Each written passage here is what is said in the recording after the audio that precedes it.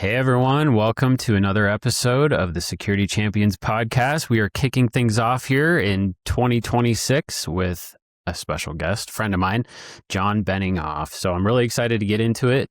I'm your host, Dustin Lair, and John, how you doing today? I'm doing well. So I think a really good place to start is to talk about you, our guest, our star of the show. Tell us more about your background, where you came from, even Sure. start to get into the philosophy about what you think about AppSec and so forth. Yeah. So it's I've been doing this a long time.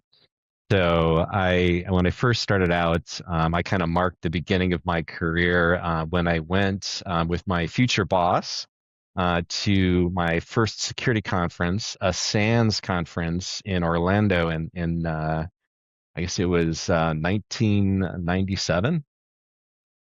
So this was quite some time ago. It was a great time to be getting into security because there was lots of interesting things going on. Marcus Ranum was a kind of a prominent speaker. Um, Network Flight Recorder, if anybody remembers that, was out, and it was an amazing tool. And we were just starting to get into the early days of real internet security. So not long after that, I did go into security full time. The woman I worked for, my boss and mentor, was a great boss for me because she'd already been doing security for about 10 years herself. Starting out in mainframe security, which we worked for a financial services company, was something that was needed even that long ago. And from her, I kind of learned two very important lessons. One, I kind of already knew, which is security is very much a people problem and much less a technology problem, and understanding people and organizations is kind of a key to success. And the other thing was that I learned, like security doesn't, that there's limits to security. Security needs to be good enough.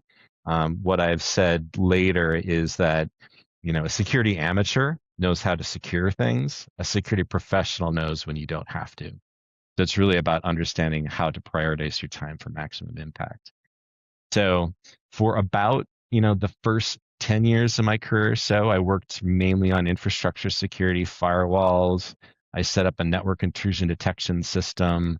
I ran our company's first vulnerability management program, scanning with Nessus back when it was still a free tool before it became tenable.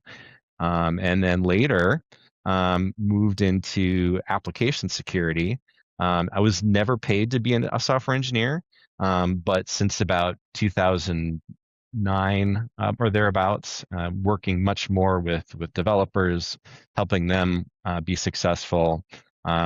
Met a group of folks at Target when they were early in their application security journey, and learned quite a bit. And a lot of those folks were developers. More recently, I've actually been learning, teaching myself software engineering skills, so I have a much deeper appreciation for that.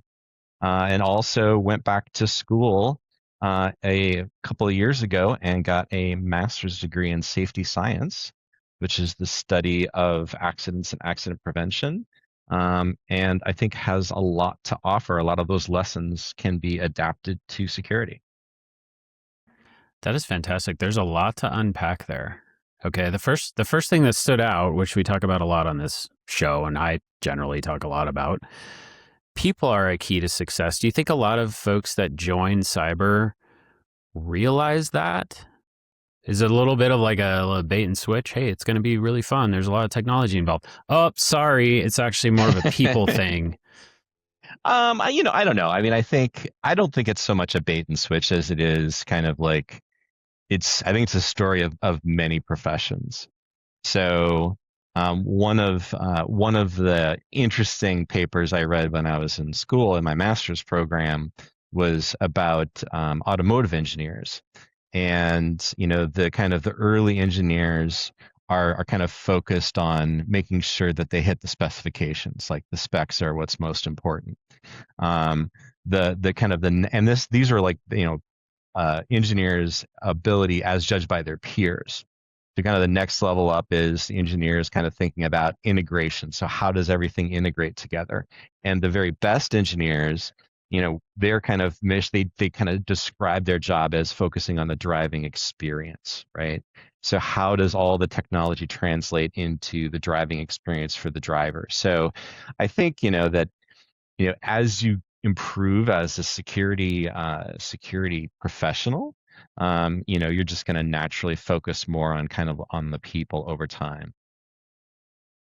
Yeah, I do think you find that in software engineering too. At least this was my experience when I was more of like an architect type, right? I've got Hmm. 10 years of development under my belt. I can now contribute differently, Hmm. and it goes way beyond the tech, right? It's how to Hmm. influence leadership. It's how to talk about tech debt, right? It's all these Hmm. other things, maintainability and performance and all the things that go into building software that are beyond just making it work, right? Right.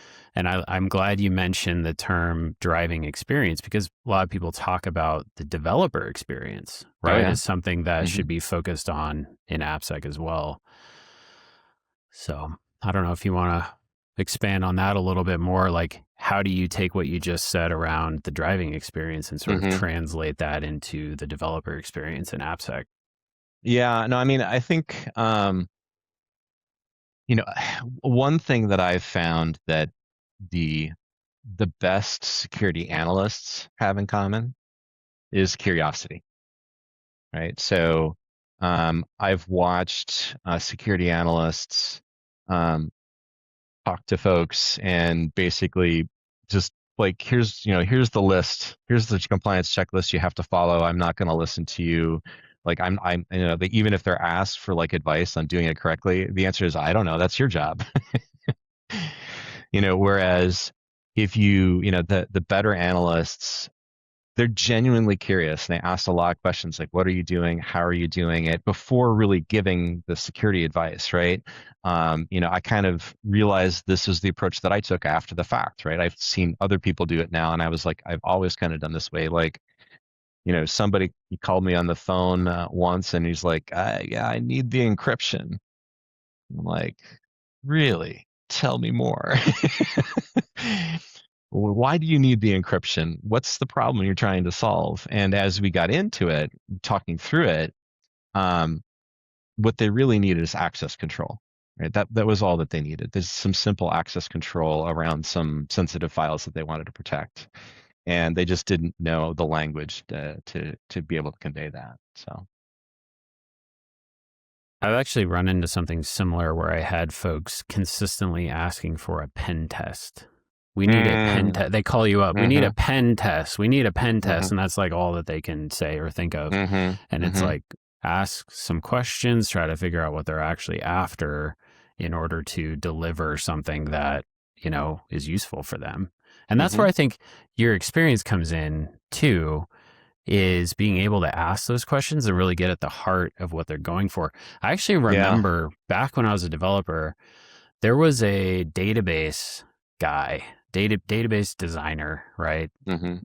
Beyond a DBA, I would say, but it was the same kind of thing where I was like, "Hey, I need a table that does this, right? I'm trying to write an app, etc." And I remember him very clearly sitting down with it was me and a team of developers and just asking a lot of questions until he was able to figure out what we actually needed. Right. And it was Right. awesome. And I took that as a lesson of like, okay, as an expert, right, slow down, try to figure out what they're actually after, and then try to provide a solution that's going to get them there, right? Yeah. As an expert, you can't just give them the solution. You have to help them define the problem. Well said. That's exactly right. So tell me more of this safety journey that you went on. Sure. So you studied safety. I did. Why? How does this apply to security? Or are these the Yeah. same? Like, I'm really curious about this. Yeah. So, it's my interest in safety, started, you know, I guess probably, well, over 15 years ago now.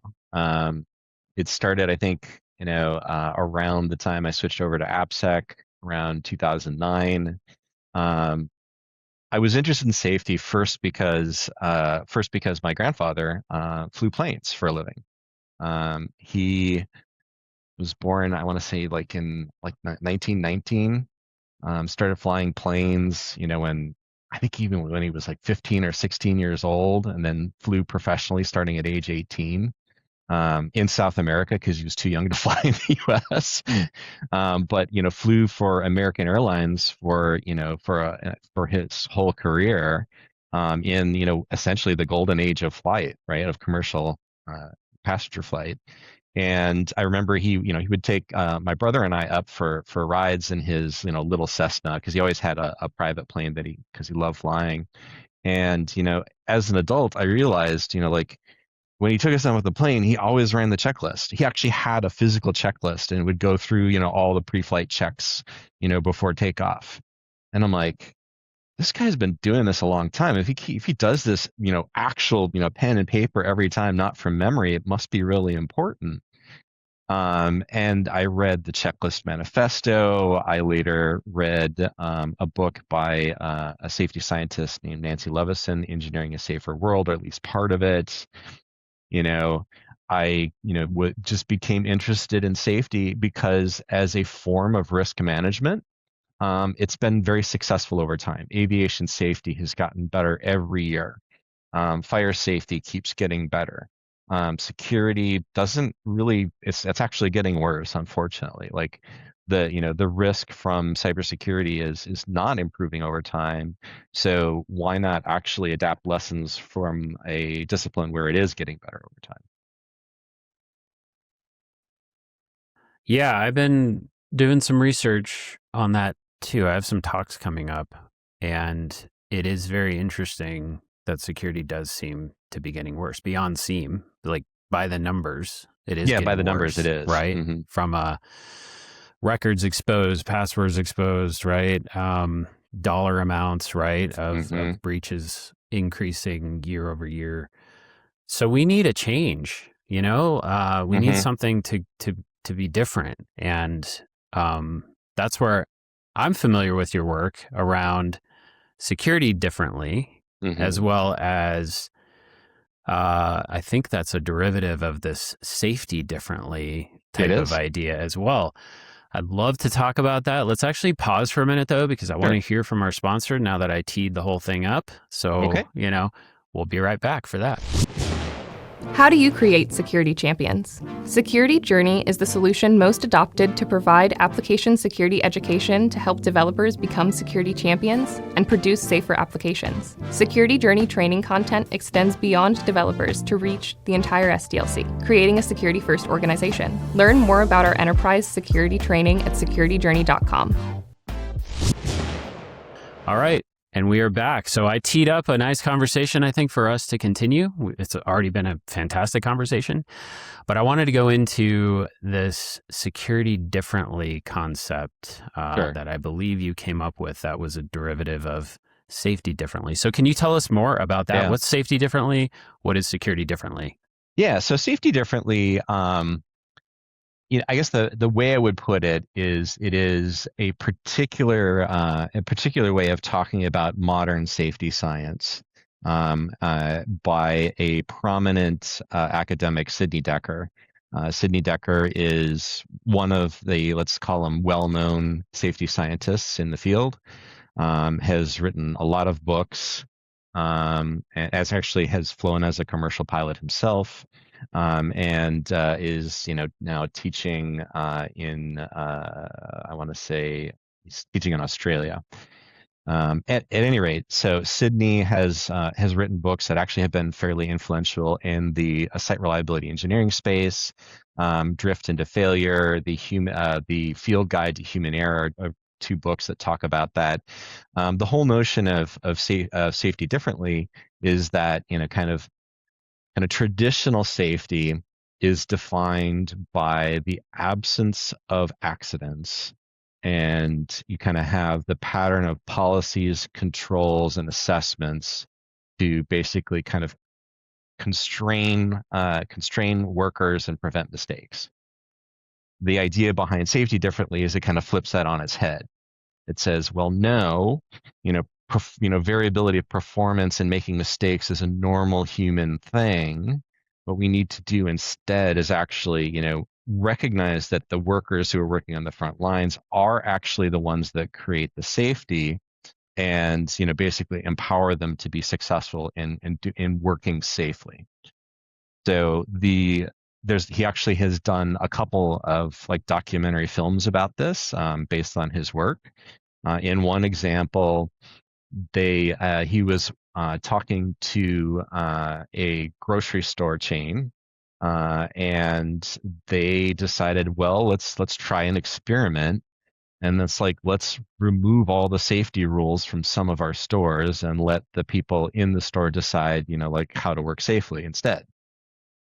And as it turned out, the folks that both where the kind of centralized rules were removed, and they were given kind of some training in some of the safety differently concepts and principles, they actually had better outcomes in terms of reduced number of accidents.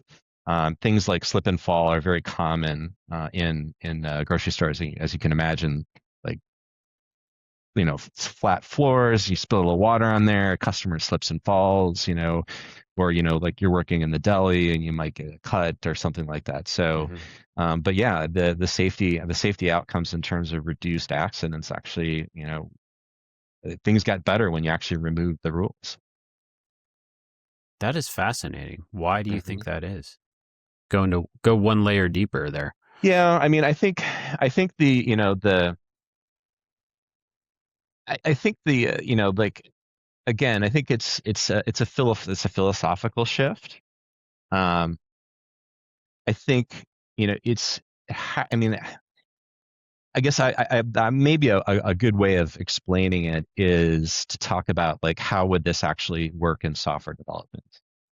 And I think, generally speaking, for experienced software developers, people who've been doing it long enough to get past kind of that 5 year 5 year horizon, that's kind of like somewhere between 5 and 10 years, you actually really start understanding what you're doing. I think for the most part, they actually know what they need to know to write secure software. What management needs to do to support that is give them the time and the space to do it, and potentially some tooling, some other assistance to actually help them, manage all the complexities of that, right? Because, as someone who worked for me said once, it's tough being a software developer today. There's just so much to remember, and it's pretty much impossible to remember all the things all the time. So, developers need a lot of help, right? And that's why that's the value in the security tooling that we have, is kind of, giving developers, reminding them of what they already know in many cases, and kind of pointing out things that they may not be aware of. Yeah, I've seen, and maybe this just evolved for me as a software engineer. I was always the one fighting for more time to focus on the stuff that matters, writing quality software. I saw, all of the troubleshooting that we were doing, firefighting and so forth. And for me, it was about, well, how do we prevent? I'm not enjoying this. I don't like being paged. How do we prevent all this? How do we get ahead of it? How do we be more proactive about the whole thing? And then I was the one fighting, I'm using that term on purpose, leadership for the time to do these things, right? Bringing more visibility into the fact that, look, you could save actually a lot of time and money that we're wasting by running around fighting fires all the time if we just get it right up front. Yep. And I see AppSec's role, at least my role in AppSec, as being that advocate for developers, right? To have the right conversations at the leadership level, to buy developers time to build things the right way. But I would also like to see more developers doing that. Like everything you're saying around, they already know if they're in a certain experience range, they already know the right thing to do. So what is preventing them from doing it, right? Leadership imposing certain requirements and constraints and so forth. Features only, right? We got to get this out the door. We don't have time to work on that. Yep. I would like to see developers, and maybe this is a call to action, maybe not fighting, but I'll say fighting back, or at least raising the visibility, right? Yeah. Like speaking up in terms of what's needed as the professionals who are on the ground and can see the systems that they're building and maintaining. They're in a unique position, I think, to tell leadership, hey, things will go poorly if we don't have the time to do this. Yep. So that's something I certainly would like to see more developers do. Yeah, and it's interesting. I think that can be challenging. I think that can be more challenging in larger environments, right? In large enterprise environments. So in our co-working space here, I've gotten to know a team, a small company. It's a team of 4, right? That's it, 4 people, right? 3 engineers and a designer, and they do agency work, i.e., they build apps and apps for your phone and websites for companies of all sizes. And there's 2 engineers that have done it for a long time, including the principal, the owner. And I think may not be the exclusive owner, but it doesn't matter. But they actually, that's part of how they build applications, right? So they actually, because they know that they want to do a good job for their clients, and then they know they have to take time to build quality and do the maintenance and address security issues, and that's built into what they do. I actually did a security interview with them, kind of like asking them about their habits, and it was amazing. They were really doing all of the things that they needed to do to kind of keep their own systems and their own kind of environment secure. The one thing that I suggested that they did actually take me up on was, like, hey, so you have this weekly meeting where you talk about all of the work that you're doing. Have you thought about just asking any security concerns in the meeting? And Robert was like, he's the lead, he's the principal. He's like, I love that, and they've started doing it. And it actually in one meeting, it was like, oh yeah, there was this new vulnerability reported in a library that we used, and so I looked at it, and we weren't actually vulnerable to the bug, but I just upgraded to the new version anyway across the board. And he said, I kind of always suspected that was happening, but it was good to have confirmation that it was, and have the time and the space to talk about it. So small organizations, especially a lot of the kind of the people I've met through the co-working space who are kind of more innovators, work in smaller orgs. They have more power to actually kind of carve out that time and space. I think it can be harder in a large enterprise. Yeah, I could see that. I thought developers didn't care about security, though. John, have you heard this? I have heard that. So, it's interesting. Probably my most viewed post on LinkedIn was, let's call it accidental rage bait. And I guess in retrospective could be considered insulting. But I'm actually not feeling too bad about it anymore. So my post was, and it was actually after I had actually done the interview with that team. I posted, if you're a security analyst with less than 5 years experience, sitting across the table from a senior developer with 10 or more years of experience, they know more about security than you do. And the reaction I got, and I posted it, and then I didn't think about it, and then over the weekend, it just completely blew up, and people were posting angry comments and telling me this is completely wrong. Developers don't care at all about security, and how years of experience is a bad measure of expertise, and all these other things. And there's some fair points in there. But what I meant when I said that, it was, that essentially that they know more about security in the context of doing their job. And I also, I tried to phrase it in a way that it was like someone who's actually built up that requisite level of expertise. Um, and as somebody pointed out, like I think in larger enterprises, and I think this is not like crashing large enterprises. I think it's just very difficult to run a large enterprise successfully. It's just an inherent problem. You can have developers that maybe just kind of hide out and they're not very good, but like they kind of they're just it's not handled well by the organization. So Yeah, that's an interesting. I could see how that would blow up and potentially offend folks if you're ever comparing the knowledge of one side versus another side. I think you're setting yourself up for a good debate, but that doesn't mean it's not worth it. Like I think that's an interesting point that you raise. And I think there's a lot of merit to that argument because I do think developers are expected to be magical and just make things work in a lot of right. cases, which means they need to know a lot of things. Not Mhm. only know a lot of things, but they have to be constantly learning new things as well, right?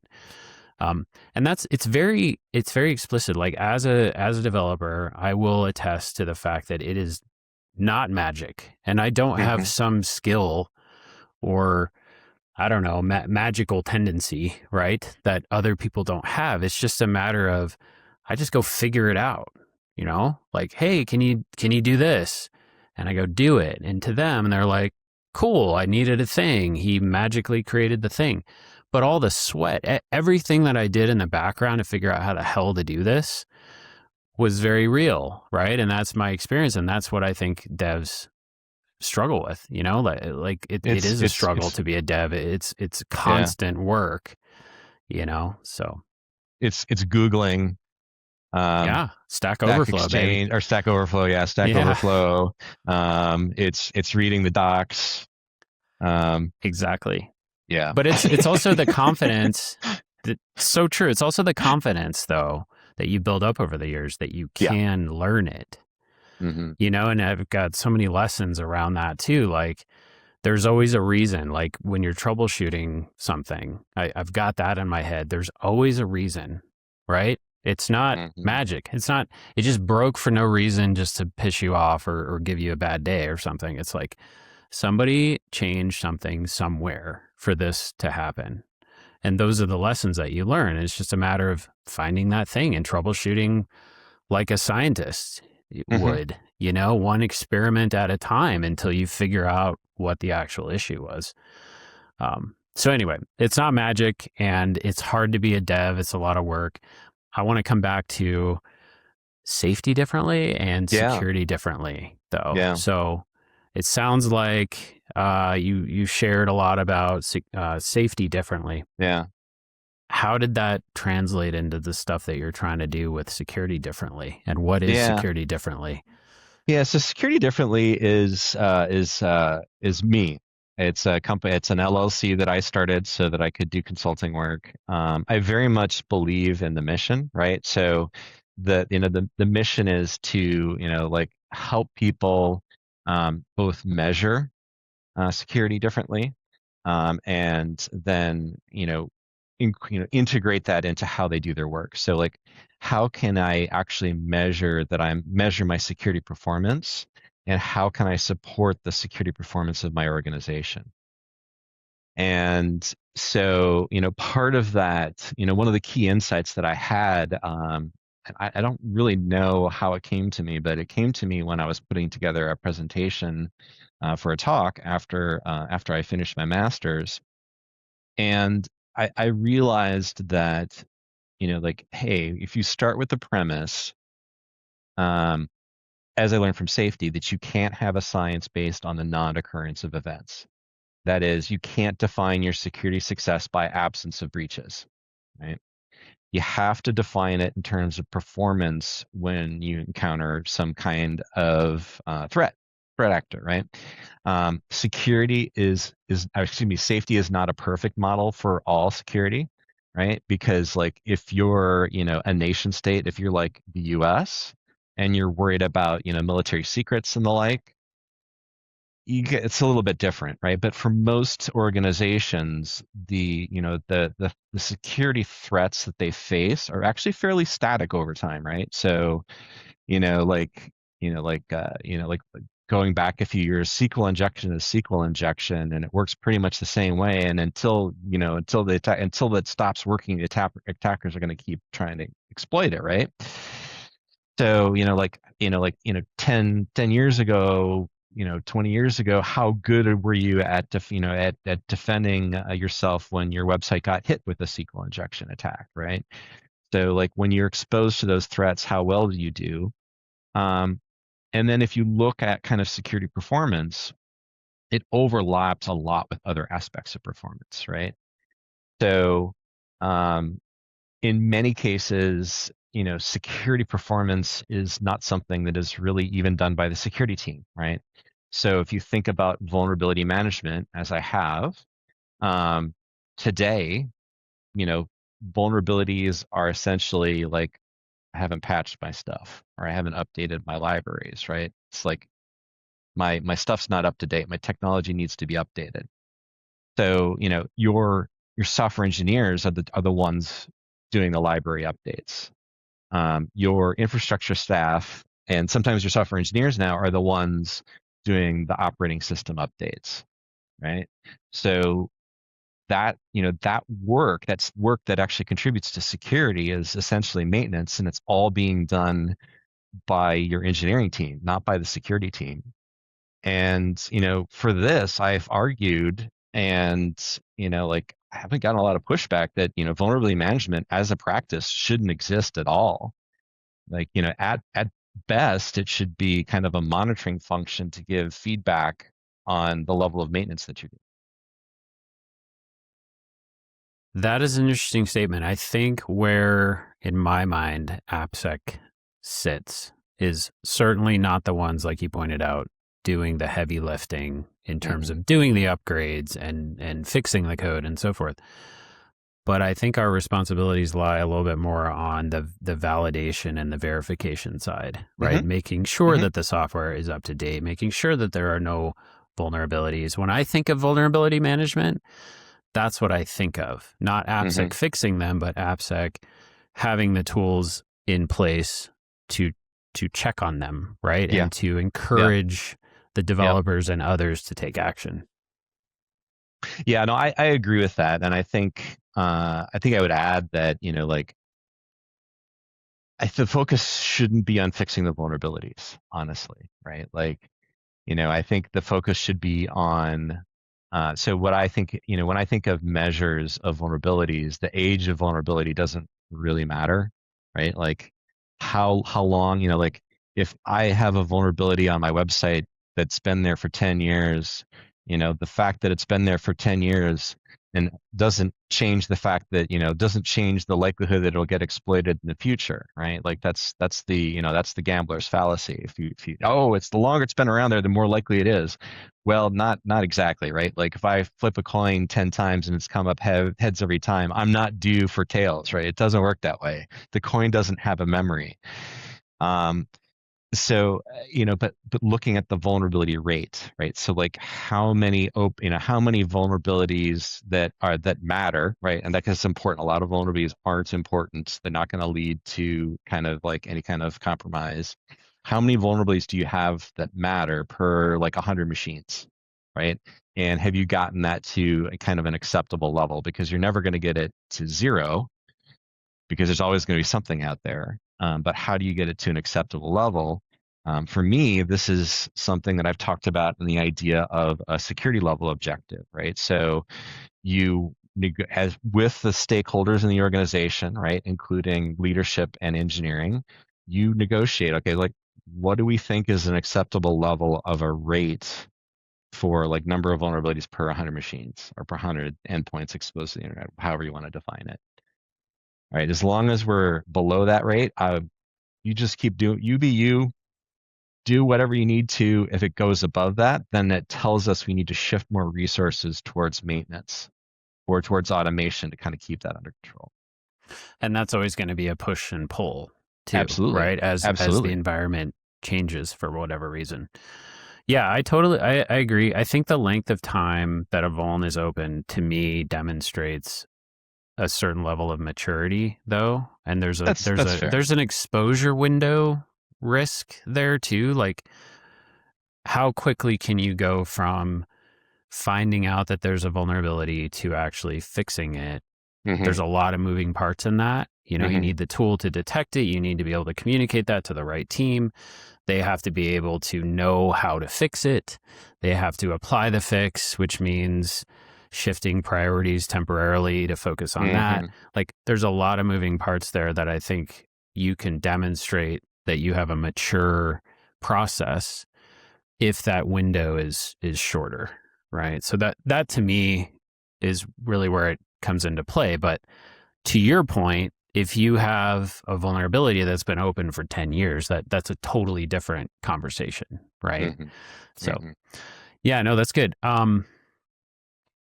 I definitely am curious around we were talking earlier about the fact that security seems to be getting worse, right? Oh yeah. Year over Mm-hmm. year, right? The dollar values of breaches and ransomware and so forth are going up. Number of records exposed are going up. How do we turn this around? You know, solve security for us, John. Yeah. Well. And won't as part of this question, I'm curious where AI and tech does fit in to that conversation. So, Yeah. what do you think? This is so I'm gonna maybe gonna go a little bit of a left turn on this one. Um, my undergraduate degree is in economics, and that's given me a unique perspective on the world, to say to say the least. I mean, I think you know some might say like if you've studied economics, you have permanent brain damage as a result, right? But I actually honestly think the answer is what we need more than anything is regulation. And why I say that is because security spending, I think, has a lot of positive externality. That is, if I, as an organization, spend more on security, more of that benefit actually falls on the other organizations I interact with, the people that I interact with. So if I'm Google and I spend more money on security, that helps everybody everybody who uses Gmail, everybody who uses Google services. It also helps people who are partnering with Google and running on their Google Cloud products, right? So, and because of that, companies are always going to tend to underspend on security as a result, right? So the only way around that is some kind of regulation. That could be government regulation, or it could be some kind of private regulatory scheme. So it could be like insurance is actually a form of regulation that could bring that to the forefront. And like insurance premiums are basically a way to kind of shape behavior and at large scale. And actually, I think we're starting to see that happen. I guess the other way, and this kind of ties back to engineers taking on greater responsibility, is that professionalization of software engineering, I think, can help with that too, right? So in structural engineering, there was an accident in, I want to say, the early 80s, I think, Kansas City Plaza. There was a hotel there that had a double-decker walkway over a ballroom that collapsed during like a New Year's Eve celebration. A lot of people died. It was because there was a change in how that was being built that had not been reviewed by the structural engineer who was supervising the project, and it led to reforms where that structural engineer has to sign off on changes, right? Because life safety is at risk.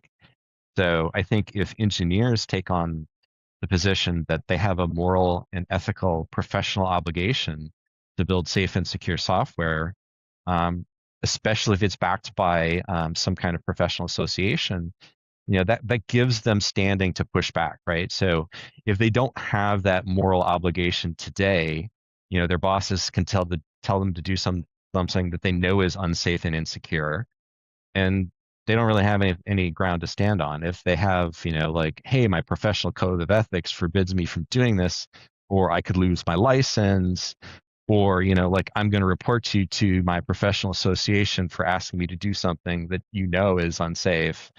That's a different conversation.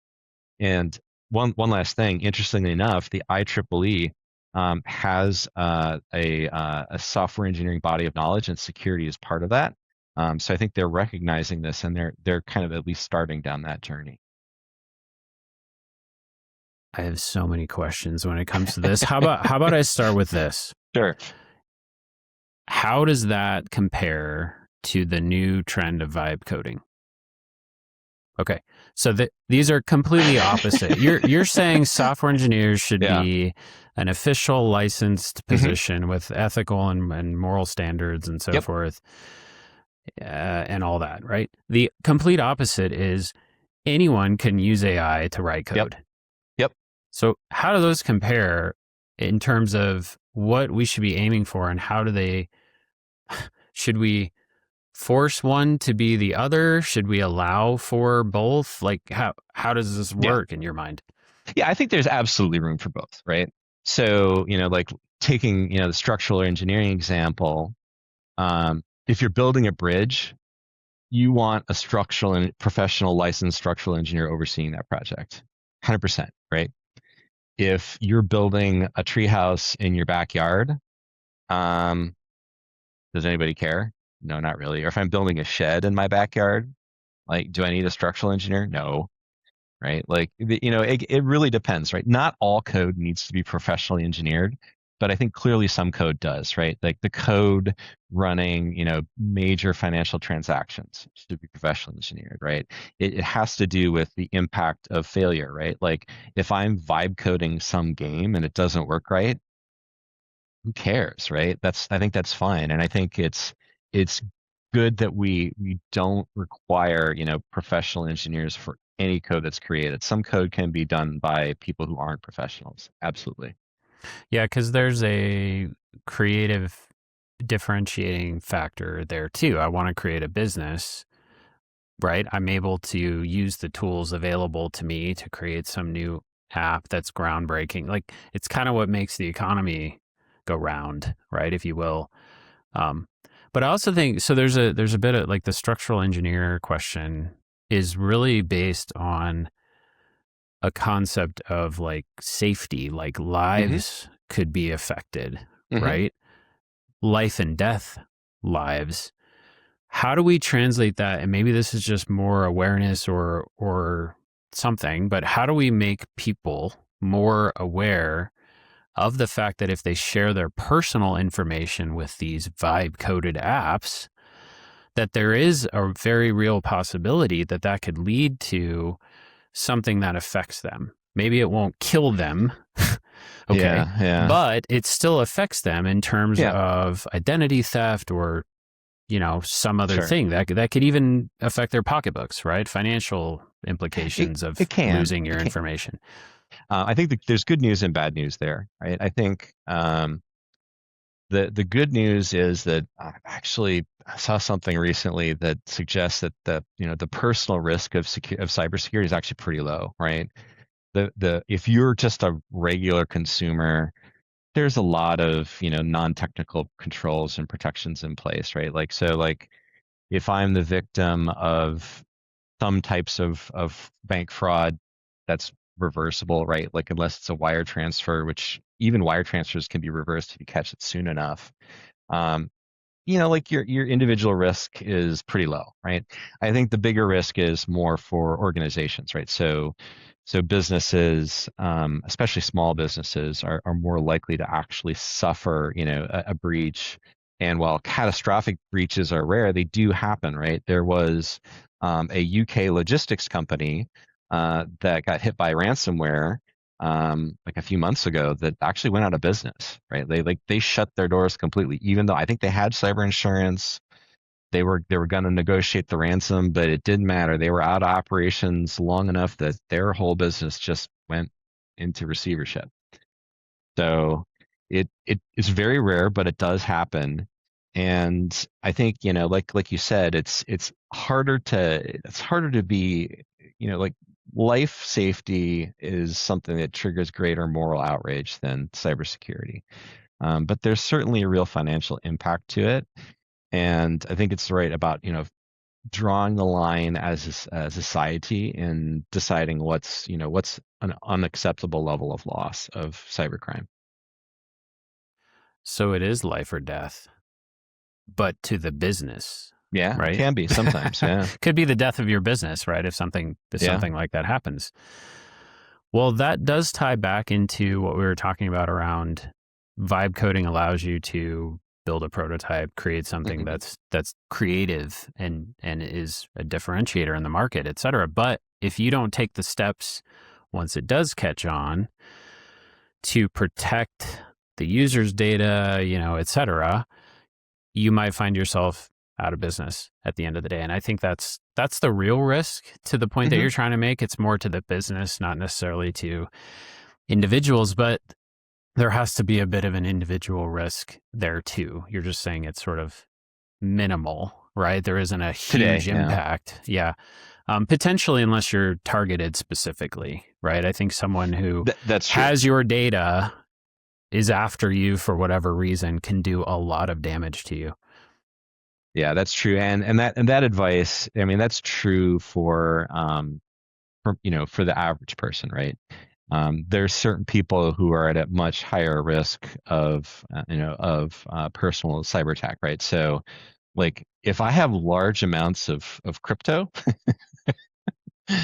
if I'm sitting on top of millions of dollars of Bitcoin, my personal risk of cybercrime is going to be a lot higher than somebody who just has traditional bank accounts, for example. Yeah, you may not want to publicly announce all of that, right? Just how much you're into Bitcoin. That's right. You could become a target if you do that. So, well, we talked a lot about your pursuit of safety and how safety applies to security and what ways, et cetera. I've personally noticed there's a lot like security is like this multidisciplinary thing. Like it pulls from a lot of other fields. And I'm curious if you see the world that way as well. You must, just based on the safety side. But what other fields, can be drawn from to help us make things better? Sure. So I think, so many. I think it's, security is a problem that, that many people can help us solve, right? So, design factors into security, right? Like, are we actually designing our systems well? Are we, are we giving good security warnings to end users? And they've definitely gotten better over the years. I think there is a lot of affinity between IT operations and security. They have very similar goals, right? And let's be honest, that's probably a similar relationship with the developers too, right? There's some natural conflict built into that relationship. That's actually one of my talks that you can actually go see for free right now. I gave a talk at SRECon. Is the S in SRE for security? And it was really making the case that, like your incident responders and your operations team, a lot of the tasks that, as I talked about, between the operations team and the security team overlap, right? So they both care a lot about observability, right? For maybe some different reasons, but, like the logs and the logging and the monitoring is very important for both groups. Handling responses. I think security teams would benefit a lot if they were more open in incident response and including their experienced incident response team, right? So you definitely want your security experts there, but when you have, an operations team that's used to responding to incidents like on a weekly or daily basis, depending on how large of an organization you are, that's a lot of skill in managing incidents and organizing the people and getting them on the phone. If you fail to take advantage of that, I think you're doing yourself a disservice. Yeah, that's great. When I think of some other fields that security benefits from, I think of three. Okay. Sales. Oh, how to sell security. I heard this years ago. When you become a security person, you become a salesperson. Because you have to sell this you have to influence people to change. And I think that's my second one is change management, right? The organizational change, right? Organizational transformation, digital transformation, right? Like all these disciplines that come into that very much apply to security as well. And then the last one that is top of mind for me as well is marketing. Like how a new product or technology propagates across the market is a very similar model to how this new security culture change or whatever change you're trying to make is adopted across your organization as well, right? Diffusion of innovation curve or the technology adoption life cycle very much comes into play when you're trying to make a change across your org. So just a few more examples from my mind. Thoughts about any of those? No, I would agree with all of those. Again, I think it all depends on the situation. I think sales for me, I think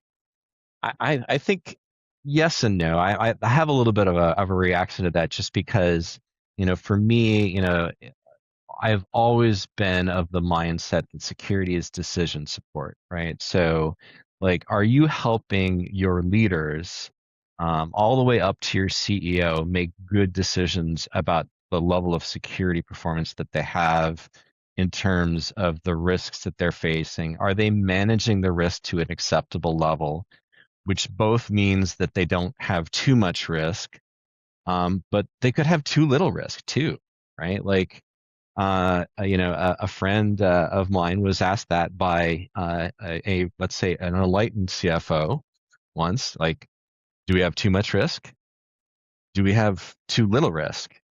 And the point is well taken, right? Like if you have no exposure to risk, that's going to impact your growth and your profitability, right? Like, exposure to risk is part of life. It's part of doing business. So, you know what that reminds me of is companies hire pricing professionals too, right? To come in and help them figure out how to price their goods and services. Yeah. You actually want to lose people on price because price is a factor, because that shows that your price is not too low, right? So there's like this nice middle ground. And what you just said around, do you have too much risk versus do you have too little risk is the same. Like, are you doing enough, but also are you allowing for enough risk because you're trying to do things that are different or innovative, et cetera? I think that's an important point. So that's great. How do we get leaders to help encourage higher quality software in general? Like we were talking a little bit before around, there's a major benefit in terms of being proactive to prevent issues down the line, right? Troubleshooting or fighting fires. How do you frame that conversation? Is that something that you've run across before? I think that's a tough one. That's a really tough one. I think so. It's interesting. I think it's more than just about buy-in from leadership, right? So, when I talked about the need for quality and the need to give developers the time to do it right, at a previous organization, I had a leader stood up in a full auditorium and said, absolutely, if what John said is true, like, I want you to take the time to do, the security updates, to do the maintenance. Like, it was prompted by a question, like, I'd love to really be able to update my software, but, like, my immediate supervisor tells me we don't have time to do that. What do I do? And I basically said, well, do it anyway, because you're part of your job as an engineer. And then one of our BPs stood up and said, yes, absolutely, right? So it was interesting. You had the leadership at the top wanting to do it right. You had the engineers wanting to do it right. But what I found, and I kind of was, thought about this when I reflected on it, is the people that controlled the budget, right? The kind of mid-level managers, the middle management that was responsible for the budget, they were the ones telling me I can't spend that much on maintenance because my budget doesn't allow it. So I think it's really important to, have, like basically that has to be baked into how you make decisions throughout the organization, right? So like, like if you're the CISO, it's a lot like, an HR role or a CFO role, right? You're there to kind of like show the budget, show where things are deficient, show the risk.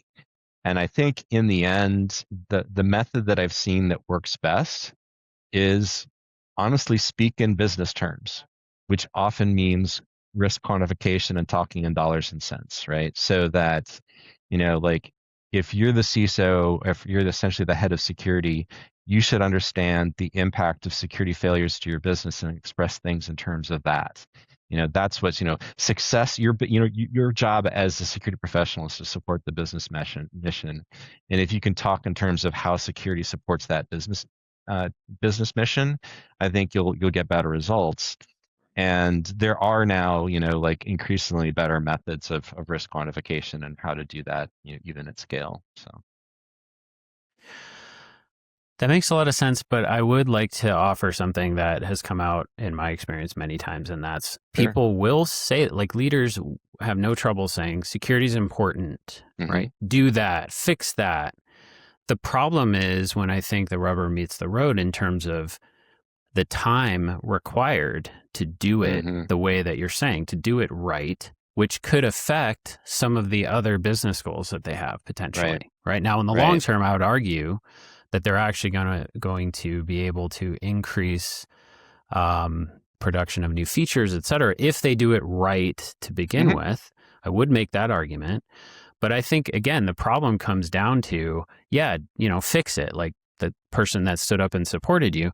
But what does that mean? Does it mean developers work overtime to fix it? Yes, fix it. Or we can't really give you any extra time to fix it, so we're still going to say fix it, but it's not actually going to translate into an allocation of time to actually, pursue the fix. What do you think of that? I mean, I think that's very true. I've seen the same thing.